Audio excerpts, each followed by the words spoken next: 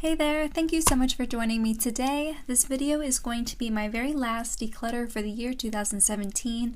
I already have an entire declutter series. I'll link that above. I go through every category in my makeup collection and I pretty much get rid of like a third of all the products that I have. A lot of stuff just needed to go. This video is kind of a general declutter covering all categories. I kind of went through my collection and I found that there were some things that I was ready to let go of. A lot of these products are non-cruelty free brands and I'm just kind of at a place where I'm ready to get rid of them and start fresh next year. So I'm just gonna get started. I have a little bit of something from every category here.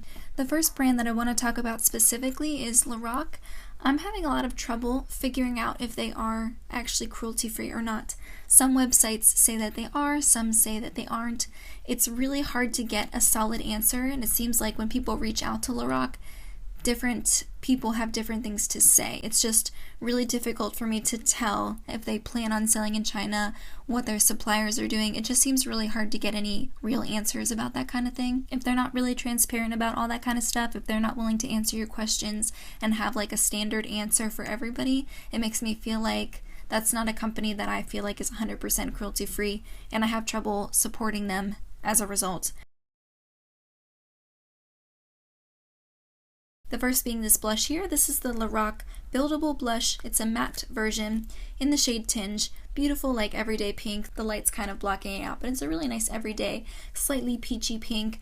Beautiful formula. I do really like this. It's pretty new. I'm just going to give it away to a friend early.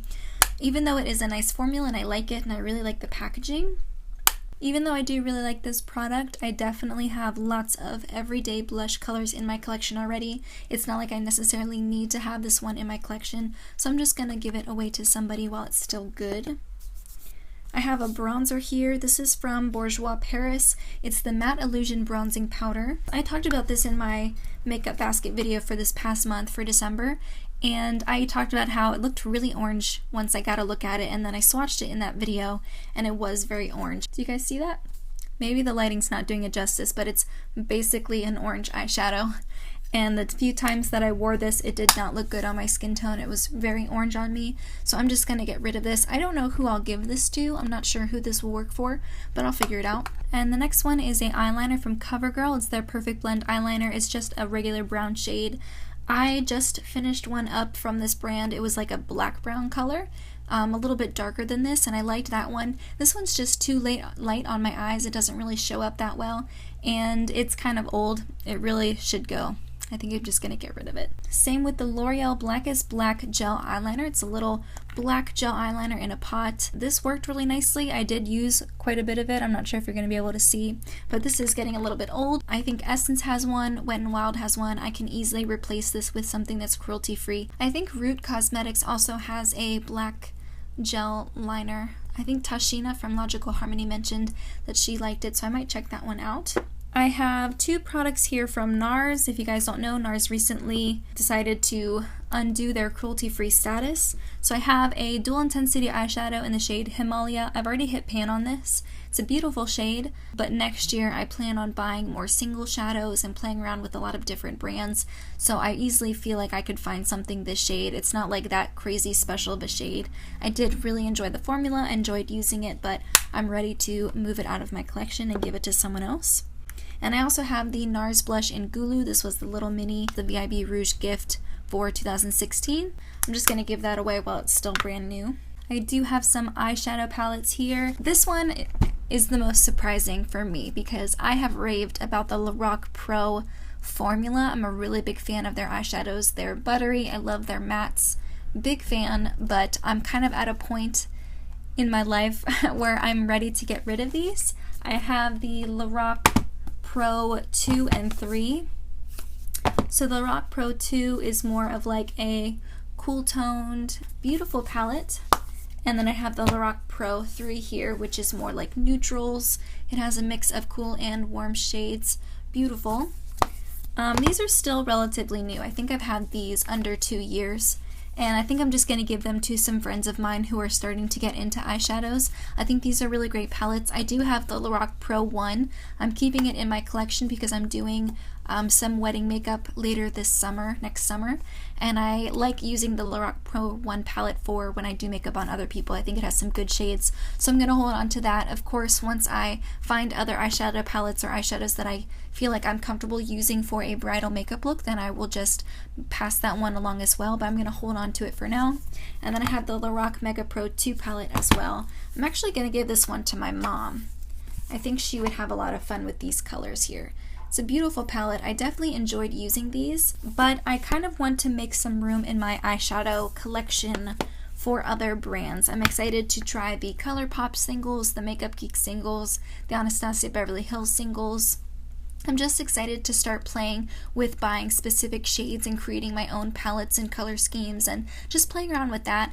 And I don't need all of those plus these 3 palettes as well. So I'm going to move these on while they're still good in good condition. I think this shows a lot about, like, I don't know, how I'm growing, I guess you could say, because if I had thought about, oh, maybe I should start moving my Lorac Pro palettes out of my collection maybe like 6 months ago, I would have been like, no, I love those, I'm not ready. But I'm more excited about all the new eyeshadows that I'm going to be trying out and bringing into my collection that I'm ready to let go of these. And then I have another Lorac palette. This isn't their Pro palette, but it's a limited edition palette. It's their Nude Necessities, and I've already hit pan on a couple shades here. I think I might also give this to my mom to kind of go along with the Mega Pro 2 palette. So I'm going to get rid of all of these. I've gotten a lot of good use out of them, but I am ready to move them out of my collection.